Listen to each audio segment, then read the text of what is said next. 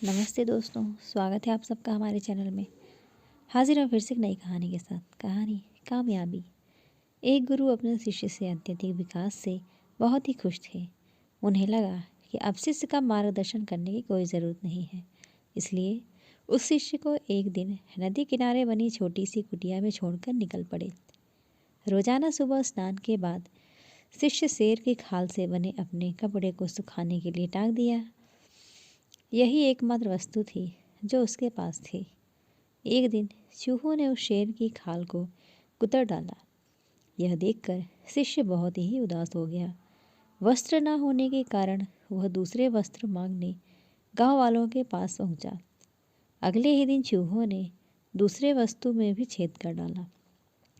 चूहे से परेशान होकर एक दिन उसने एक बिल्ली पाल लिया।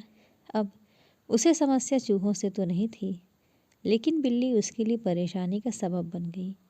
उसे अपने खाने के साथ साथ बिल्ली के लिए दूध का इंतज़ाम भी करना पड़ता था। एक दिन उसे लगा कि मैं कब तक गांव वालों से मांगता रहूँगा, क्यों ना मैं खुद ही एक गाय रख लूँ। जब उसे गाय मिल गई तो उसके लिए चारा मांगने की ज़रूरत पड़ी।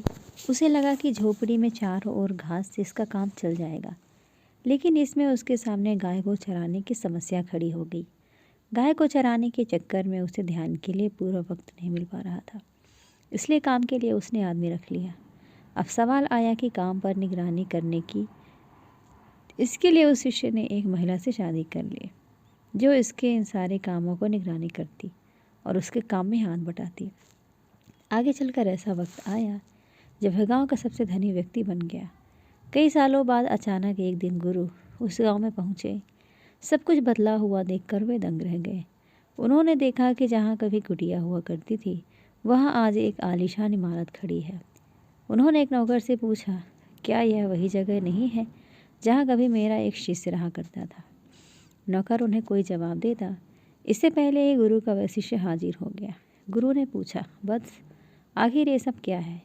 इस पर शिष्य ने कहा, आपको विश्वास नहीं हो रहा है ना, लेकिन मेरे पास सिवाय इसके कोई दूसरा तरीका नहीं था कि मैं शेर की खाल को हटा देता। दोस्ती कहानी आपको कैसी लगी ज़रूर बताइएगा। लाइक करिएगा, चैनल पर नए तो चैनल को सब्सक्राइब करिएगा। धन्यवाद।